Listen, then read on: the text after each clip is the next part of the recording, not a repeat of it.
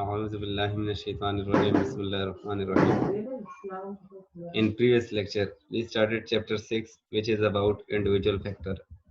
As we already mentioned that this chapter is the extension of ethical decision making model, which we already studied in chapter 5. So the second component or second points of that model is individual factor. So usually individual factor are influenced by their moral philosophy and values. So first of all, in previous lecture, we defined what is moral philosophy. Then distinction between moral philosophy and business ethics are also explained. The importance of moral philosophy, and after that, before going into moral philosophies, we also studied or defined the three components of moral philosophy theories. The first one is economic value orientation, the second one is idealism, the third one is realism. Economic value orientation is associated with the value that can be measured in monetary terms. Thus, according to this value, if an act produces more than the efforts which involved in producing that act, then the act will be considered morally ethical, moral or ethical. While on the other hand, idealism is a moral philosophy that gives special attention to the idea of the mind in comparison with the worldview. And the third one, realism, have the view that an external world exists independently of our perception of it. So these three kind of concepts are helpful in understanding moral theories, moral philosophy theories. So after that, we also studied some of the theories of table 6.1, and in this table we just defined these theories. Then we also understand that goodness is an instrument or goodness is a tool on the basis of which we can differentiate between moral theories on the basis of its appropriateness. So in goodness, basically goodness means that things are clearly defined, or act things are clearly defined as good or bad. If so, what is the relationship between the ends and the means of bringing them about? So goodness may be intrinsic or instrumental. Intrinsic means inherently, inherently, while instrumental means active or helpful. So there are two main opinions regarding goodness. The one is called monist, the other is called pluralist. Monist believe that a single thing is intrinsically good, while pluralists believe that two or more things are intrinsically good. So the end of this discussion give us some suggestion, and that suggestion is moral values often revolves around the nature of goodness, instrumental or intrinsic. Theories of moral obligation, by contrast, change the questions to what makes a given action right or obligatory. So goodness theory typically focuses on the end result of action and the goodness or happiness created by them, whereas obligation theory emphasizes the means and motivation by which actions are justified. So to check the appropriateness of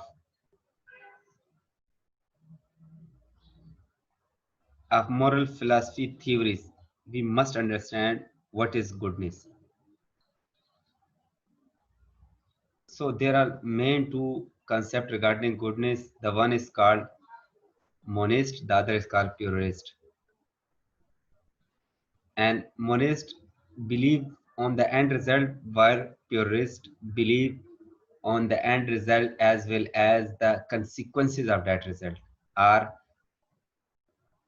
means and motivation behind behind the result. No, after that we also studied teleology in previous lecture. No, in today lecture we are going to explain deontology. It is a Greek word and it is used for ethics. So deontology means ethics. Deontology refers to moral philosophies that focus on the rights of individual and on the intention associated with a particular behavior rather than on its consequences.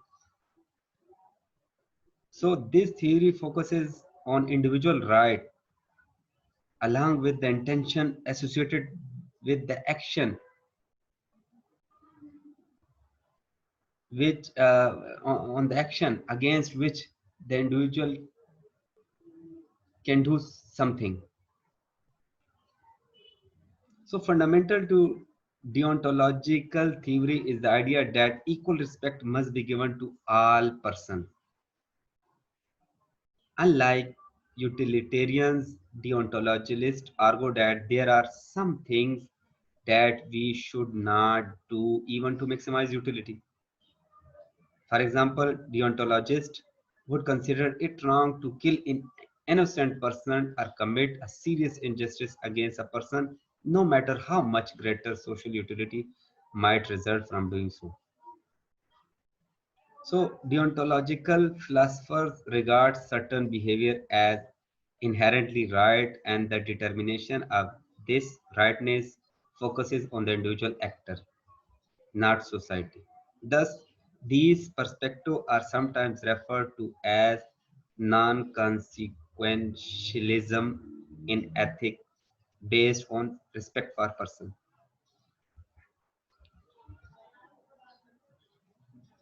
So in this discussion, there is a term used nature of deontological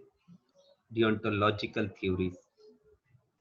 So the term nature is crucial for deontologists. In general, deontologists regard nature of moral principle as permanent and stable, and they believe that compliance with these principles defines ethicalness. Deontologists believe that individuals have certain absolute rights: freedom of conscience, freedom of consent, freedom of privacy, freedom of speech, and due process. So now further, when we moving further in this topic, so deontological theories or deontologists are also divided in two categories. The one is called rule deontologist. These deontologists believe that conformity to general moral principle determines ethicalness. Deontological philosophies use reason and logic to formulate rules for behavior. So these deontologists use focuses on the rules which they establish for evaluating their theories. While on the other hand, some deontologists are called act deontologists, which hold that actions are the proper basis on which to judge morality or ethicalness. Act deontology requires that a person use equity, fairness, and impartiality when making in and enforcing decision. So, for act deontologist, they focuses on the action of the individual, where this action is based on equity, fairness, not on the result of that action. While rule deontologist focuses on the standard focuses on the principal values on the basis of which an individual doing in action. After that, relativist perspective. From the relativist perspective, definition of ethical behavior are derived subjectively from the experience of individual and group. So, relativist perspective is based on individual experience or group experience. So, this is subjective in nature. Relativists use themselves or the people around them as their basis for defining ethical standard, and the various forms of relativism include descriptive, metaphysical, or normative. Descriptive relativism relate to observing culture, while metaphysical relativists understand that people naturally see situation from their own perspective and argue that as a result there is no objective way of resolving ethical dispute between value system and individual. While the third one is normative relativism. Normative relativism assumes that one person's opinion is as good as another, means give respect to all. After that, the next moral philosophy theory is virtue ethics. A moral virtue represents an acquired disposition that is values as a part of an individual character. As an individual develops socially, he or she may become disposed to behave in the same way as what he or she considered to be moral. So this is basically a practical ethics. If a person doing in action, so he must consider in his mind that what the society conceive from this action, whether the society consider his action is ethical or moral or not.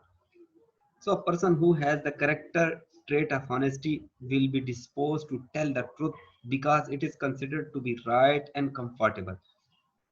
This philosophy is called virtue ethics, and it possible that and it possessed that what is moral in a given situation is not only what conventional morality or moral rules requires. So virtue ethics is also believe on a situation, not on the conventional morality. The virtue ethics approach to business can be summarized as follows. Individual virtue and integrity count, but good corporate ethics program encourage individual virtue and integrity. By the employee's role in the community, these virtue associated with appropriate conduct from a good person. The first point is individual virtue and integrity must be count, and good programs regarding ethical issues encourage individual virtue and integrity. So the individual action on the basis of ethicalness in their mind is very important.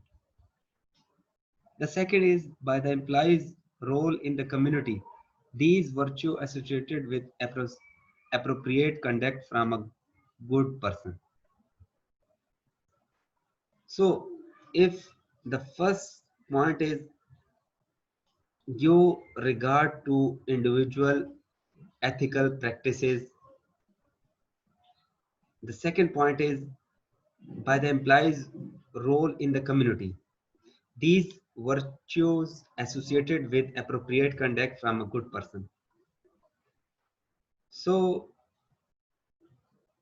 if a person behave like in ethical man or good person, so the overall community will be getting benefit from this. The third point is the ultimate purpose is to serve society. as I already told that by doing this kind of mentality, by doing work with this kind of mentality, that either my action is ethically right or wrong, moral or immoral. So this concept or this mentality ultimately giving benefit to the society, serve to the society, demand and the public good, and to reward in one's career. The fourth point is the well-being of the community goes together with individual excellence because of the social consequences and public spirit of every individual. So next, in table 6.2, virtue that support business transactions. So there are some virtues or some practical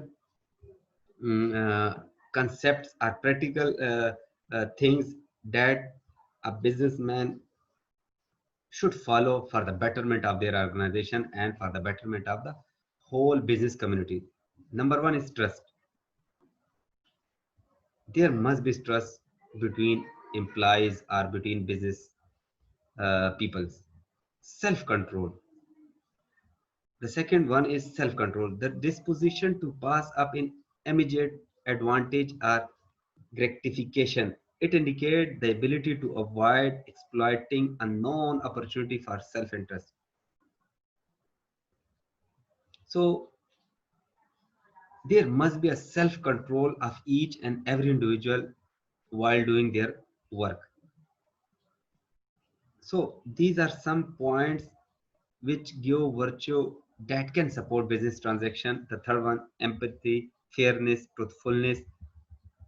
Now we are moving further towards our next topic. The next topic is justice. So justice theories of moral philosophies is applied in business ethics involve evaluation of fairness and the disposition to deal with perceived injustice of others. Justice means fairness and equalness. Justice is fair treatment and due reward in accordance with ethical or legal standards. In business, this means that the decision rules used by an individual to determine the justice of a situation could be based on the perceived right of individual and on the intention of the people involved in a given business interaction. So further, justice are also divided into two groups. Descriptive justice is based on the evaluation of the outcomes or result of the business relationship. If some employees feel that they are paid less than their co-worker for the same work, then they have concern about distributive justice. Distributive justice is difficult to develop when one member of the business exchange intend to take advantage of the relationship. Then the next type of justice is judicial justice is based on the process and activities that produce the outcomes of result.